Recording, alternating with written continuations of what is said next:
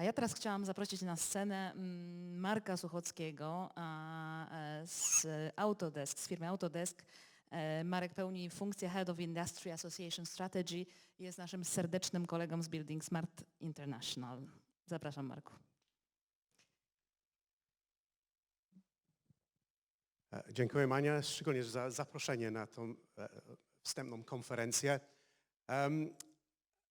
Bez żadnego koordynacji lub planowania jest fajno, bo Clive przedstawił, co się dzisiaj dzieje w Building Smartu, Artur o przyszłości.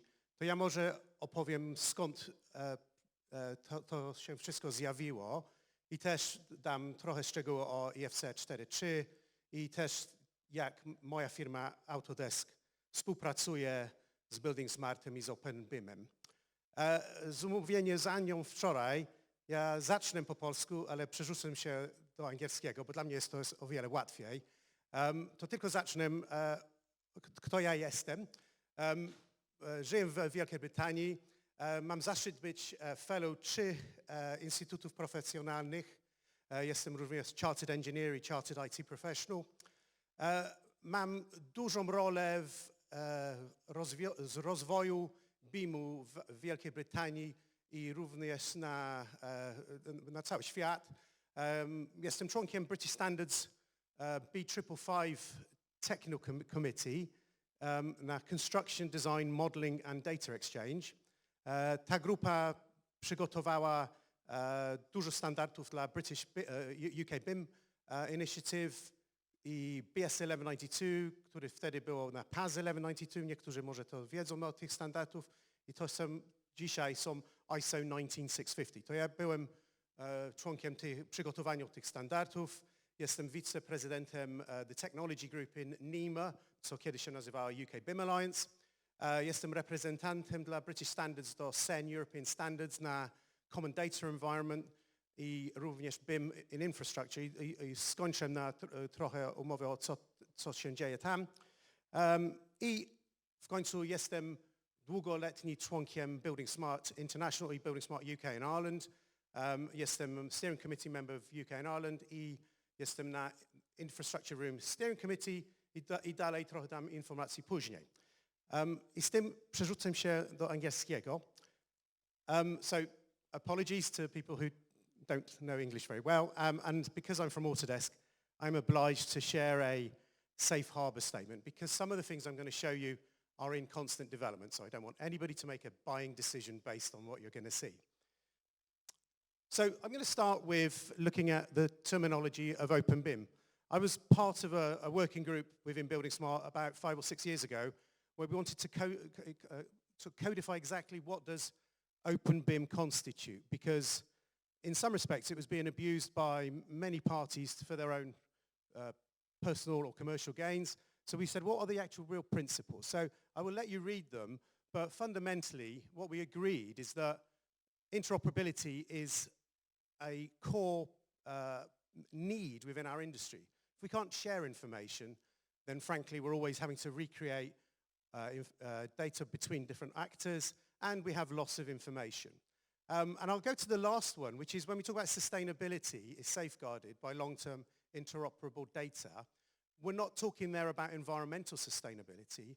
We're talking about information sustainability, because we build quick and yet our assets last for many decades.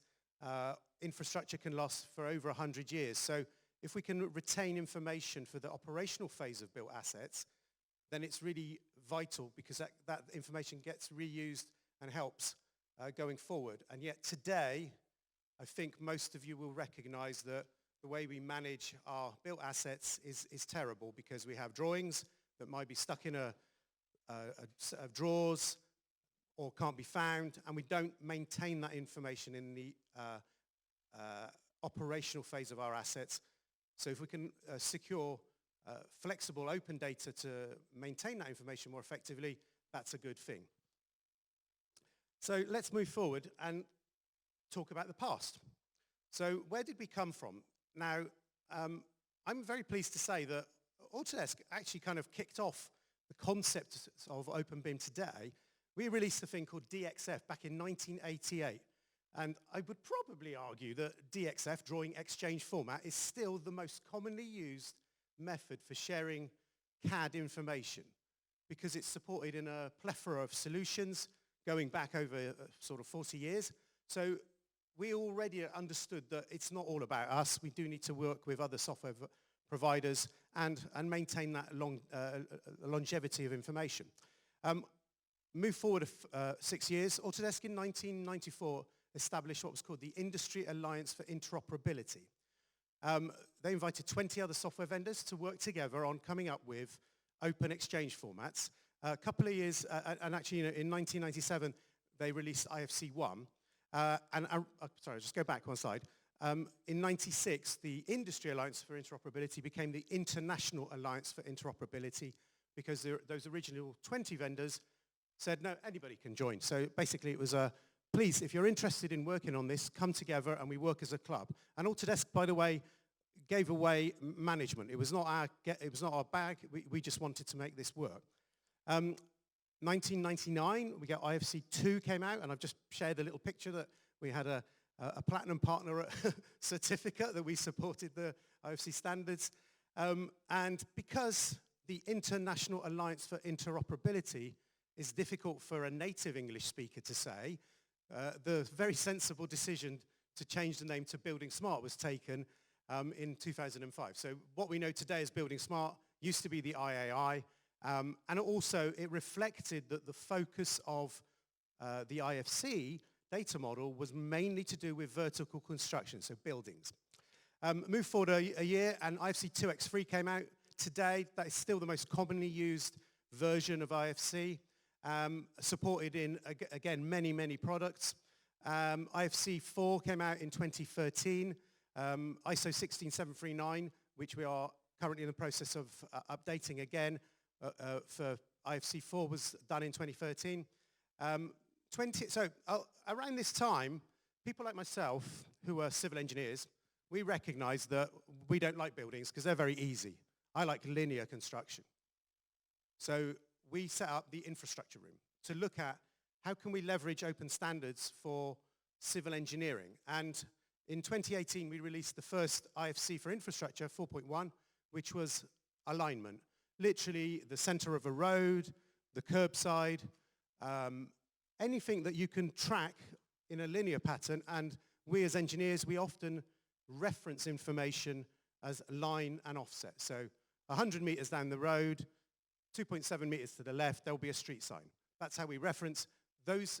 That simple principle of an alignment did not exist in the IFC data model. So that's why we worked on that as our first tick in the box to say, wow, if we can get the alignment right, everything else can follow from that. But if we don't have an alignment concept, then the IFC data model will always be limited for infrastructure. Fast forward to last year, and IFC 4.3 was formally released. And I'll talk a bit more about that in the coming slides. So, click. Sorry, having a Microsoft moment. Okay, so let's look at the Building Smart International structure. I'm going to jump really just to kind of show where Autodesk is represented in steering committees, namely the infrastructure domain and technical domain. So Clive, you'd be pleased to know I'm using the new language straight away. And we are also active across other groups, but these are ones where we have a formal elected role in the steering committees. And I'm going to talk now about the infrastructure room to really expand on what do we do there. So within the infrastructure domain, we have a steering committee. I'm very pleased to say I was elected to that about 4 years ago. And I'm joined with representatives of many different companies across the globe. And just in the last couple of months at the Building Smart Summit in Rome, we announced a few new members, Mark Goldman from Esri, Mike Kennerly from Ashto, and Alexa Mitchell from HDR. Why is this important? Well, Wojtek is a colleague of ours here from Esri. The fact that we've got the geospatial domain participating in the extension of the data model, but also the strong representation from the United States, this is a huge, huge change because, funnily enough, you know, the USA was very active in the early days of the IAI, but in the past few years maybe has stepped back.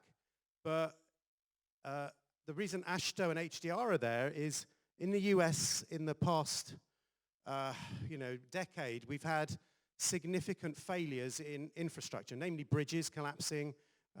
We've also had collapses here in Europe, notably in Milan in Italy. So we want to make sure that our legacy infrastructure is maintained more effectively, because infrastructure assets do last for centuries. And how do we capture legacy information as well as new build? Because one of the problems is we build only about 2.5% every year. So we got 97.5% of things out there that we still need to maintain. And if we're going to hit our carbon targets, whether it's 2050 or any other period, we need to do something with our existing assets. And so the US federal highways have recognized that they need to capture information about their existing assets more effectively.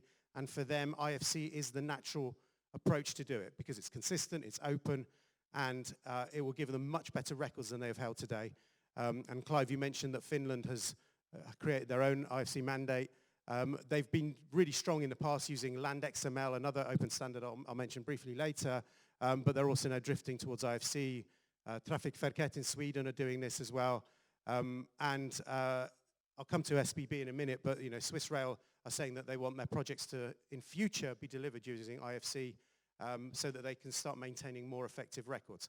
So the point I'm trying to get to is that infrastructure is a huge potential beneficiary of openBIM.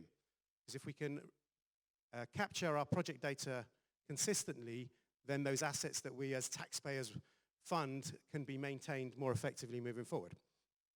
So let's come back to the InfraRoom Project Steering Committee. So I'm the chairman of the Project Steering Committee, and within that we've delivered a number of projects that come together along with the Railway Room to form what we call IFC 4.3. So all of those light blue highlighted projects were developed with a global stakeholder community, and I'll mention some of them shortly, and we're currently working on IFC Tunnel, as well as we're going to start another extension to maritime works. We're also joining the Asset Operations Handover project that is in early stages, which is really focused on that operational phase. How do we get good data into operations? When I talk about IFC 4.3, as I said, we've had a huge community of people working on it from the last 5 or 6 years, working in both the infrastructure room and the railway room. I'm remiss of not including on here the software vendors.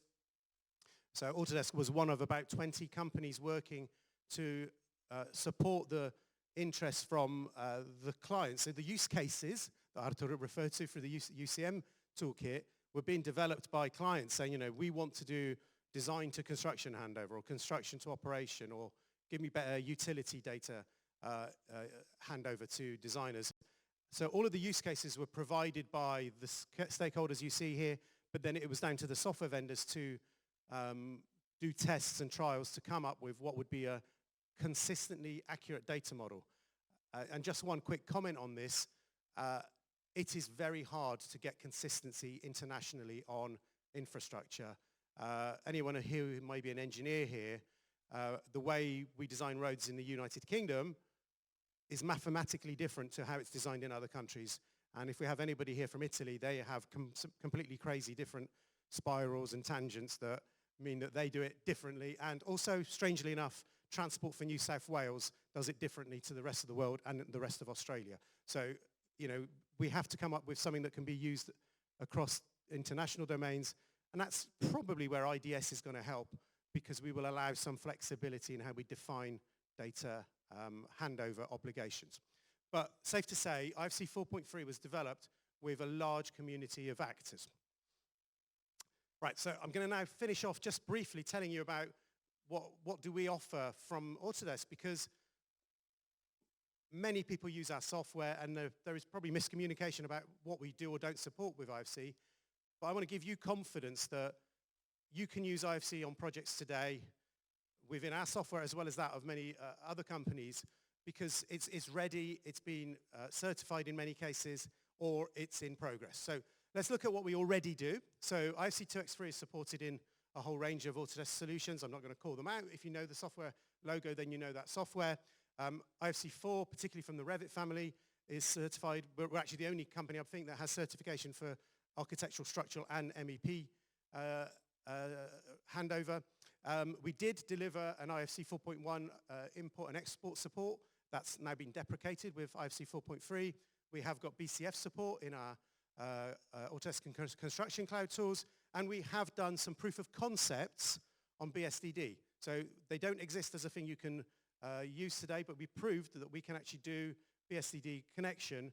The reason we haven't developed it fuller is actually some of the things that Artur said, that BSDD still is in its own evolution, but we're also trying to work out what's the best way to do it. But if we get more demand for this, we will definitely make sure we focus on that in coming, hopefully, releases. So at the moment, be happy you can use IFC today in a range of products.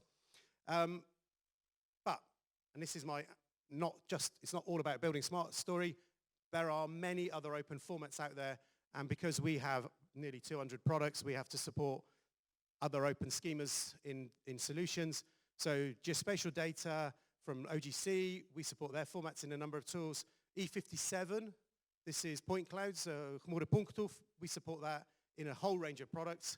So E57 is the most common. DEM, digital elevation models, structural steel, ISO 15926, which is a plant data specification, green building XML, and the last one there is STEP, ISO 10303, for anyone who's from the manufacturing sector. That is actually the first thing that we built IFCs on. So STEP came out of the manufacturing space, so express language is what STEP is written in. So that was kind of the original origin of IFC itself. And we will do our best to support these and many other formats as well, because we appreciate the need to share information openly. Just a quick example implementation. This is a little video. This is a Civil 3D model. It's been created for a railway station, and we're just going to save it as an IFC. And then we go into Revit. So if anybody uses Revit, you can link IFC. And hey presto, we've brought that model in. That used to be really difficult to do. And now we're using IFC to exchange information between our own solutions. And how is this helpful? Well, we get attribution come through, so we can actually see all those data points. And when we've got the data, we can obviously interrogate it and use it in different ways. And the modeler here, they can actually now do things like cut drawings from this. So not only are they bringing in the model data, but they can now augment that information by adding maybe reinforcement detailing, or here we're going to add some annotation to some electrification columns. So what's really handy is now we're bringing different data sets together, and then obviously we've now built the station around it, and because it's a Revit person, they can do a quick render. So this is showing IFC working together. That's the same data model, same model, now in an open viewer from the ODA, the Open Design Alliance. So this is showing that not only is the model there, but all the attribution has come across. So anyone who wants to use multiple solutions, feel free to kind of use our tools in part of the process, because it's there. And these are all in product today. Here's another in product use of that same model shown in our construction cloud. So we're already supporting IFC in a range of tools. Okay, so just to finish for you, if you do want to learn more about open standards, but also how we in Autodesk support them, there's a range of offerings out there. I do encourage people to come to Autodesk University, or just go on the website, download some presentations. I delivered one last year, the bottom thing in the bottom left-hand corner, around openBIM and IFC, so that there's a lot of freely available materials for you. And my final comment is, I mentioned at the beginning that I'm a member of CEN, the European Standards Committee, and just earlier this year we released a report on BIM in infrastructure standards and recommendations. We did a survey across Europe to understand how are standards like ISO 19650 being used in Europe, as well as openBIM, and the report came out. So this is a commentary, it's not guidance, it's basically saying this is the state of the world as it is today, or state of Europe today. And I was the British Standards representative, but you can see from the flags, we've also had participation from many other European countries to try and get a grasp of what is the situation for infrastructure today. And with that, I will finish and say dziękuję.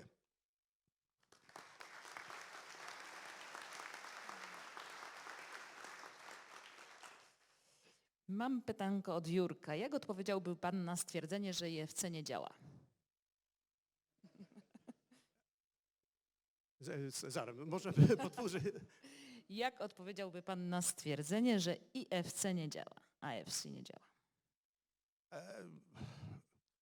Nie, IFC działa, tylko że musimy wiedzieć, w jakim etapie. Wiesz, to nie jest uniwersalna rozwój na praca nasza. Nie mieliśmy IFC w infrastrukturze od początku. Mamy dzisiaj. Artur wyjaśnił, że this is a work in progress. To jak używamy IFC, jest konieczne zrozumieć, co chcemy wykonać i co IFC potrafi w tym wykonać. I zróbmy plany. Jako członek British Standards ja polecam używać ISO 19650. Pierwsza część tego jest planowanie. Jak nie planujecie projekty, to będą problemy. You know, if you fail to plan, you plan to fail. So IFC has a role in the process, but it can't do everything today. And it probably never will do everything, but we need to use it within the workflows where it's appropriate. Może jeszcze jedno pytanie. Kiedy Revit będzie miał natywny eksporter i importer? Ten, który niepoprawnie czyta parametry. Powiem, że chyba nigdy, bo to, co my mamy w naszych produktach, IFC nie ma pokrycia tego. Nasza jakby inteligencja w software'u jest wyższa niż IFC, bo the Building Smart Data Model of IFC is always constrained by what have we created. Our software extends that, so we won't necessarily write native IFC or read in native IFC. There'll be translation. I didn't show something, which is we are working on a internal translator. We call it the Autodesk Translation Framework. And that will include the ability to read and write IFC. The good news here is that from those potentially 200 products we have, we're all going to try and have import-export to ATF for those solutions. And by inference, that means pretty much everything we have will read and write from IFC, because if we can get ATF to talk to IFC, and every solution can talk to ATF, then actually, hopefully, in coming years, there will be support across our solutions for IFC. But native support, we can't do that because it would simplify our solutions, and we have to be comprehensive. Okej, dziękuję bardzo, Nie ma za co. Marku.